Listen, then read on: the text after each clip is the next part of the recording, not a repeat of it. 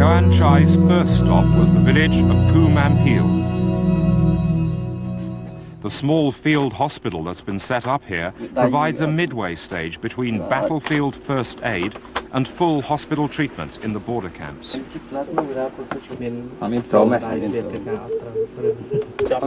Malaria kills more people here than bullets.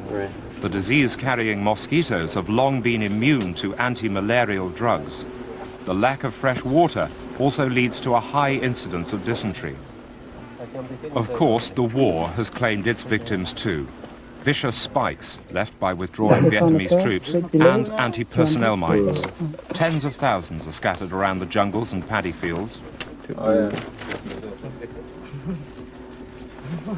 As in most conflicts, necessity has proved to be the mother of invention.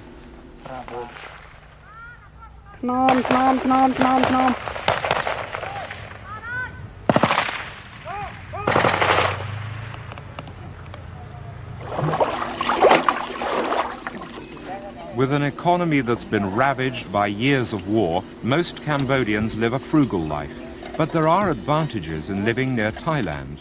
Phum Ampil is close enough to the border for Thai television to be picked up. The television is placed at the general's dining table for his enjoyment. But for many of the local young soldiers, it's a chance to catch a glimpse of a nearby world that they've never seen for themselves. ศูนย์กรรมจึงเป็นงานสำคัญส่วนหนึ่งของการส่งกำลังบำรุง The next morning, preparations are made for a 3-hour drive to Tamar Phut, the forward base of the general's troops. It'll be an uncomfortable ride in the back of the lorry, and one that's not without dangers. Armed scouts travel ahead to watch for ambush.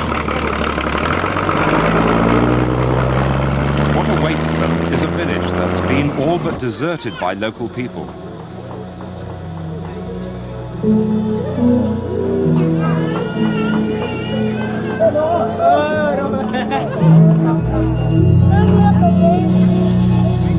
The visit will be a short one. The general hears of an impending counterattack by Phnom Penh's forces and moves on with his entourage to the front line. But within 2 weeks, Tamar Phut will have fallen to government troops.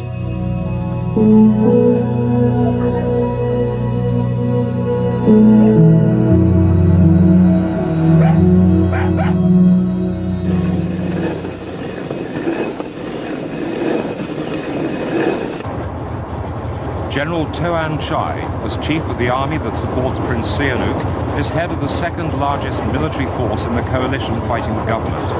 The Sihanoukis lack heavy armaments. This is their sole tank, captured from the Vietnamese, but they're seen as a well-disciplined army. At the end of this second day, the tank is exchanged for more comfortable transport. The next morning, in the village of Ban Ti Chima, on the streets, the blue uniformed security police of the KPLNF, one of the Sihanoukis' 2 coalition partners. Here, the business ethic thrives.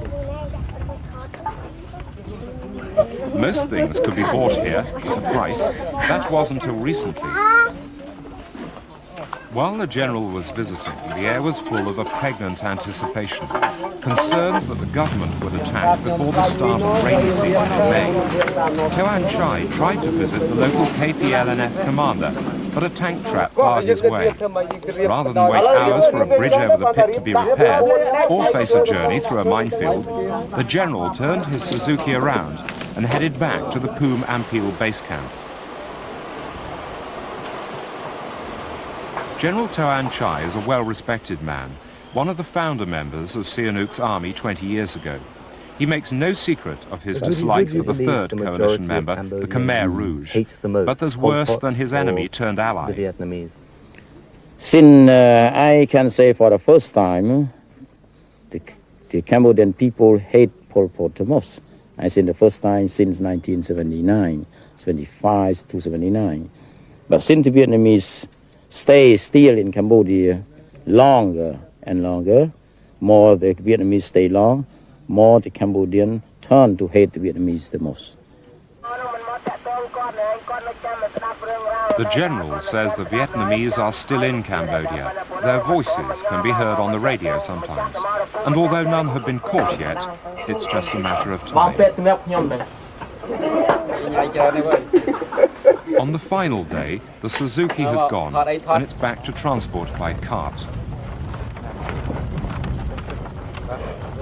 Before heading back to Thailand, the general set off for a village recently taken by his troops.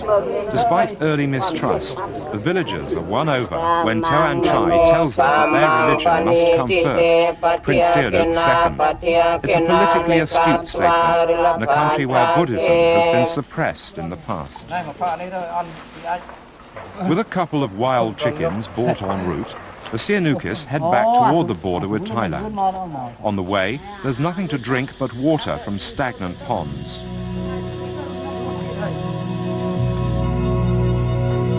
In many ways, the journey's been a success for General Toan Chai, a chance to see things at first hand, a chance to chide or encourage.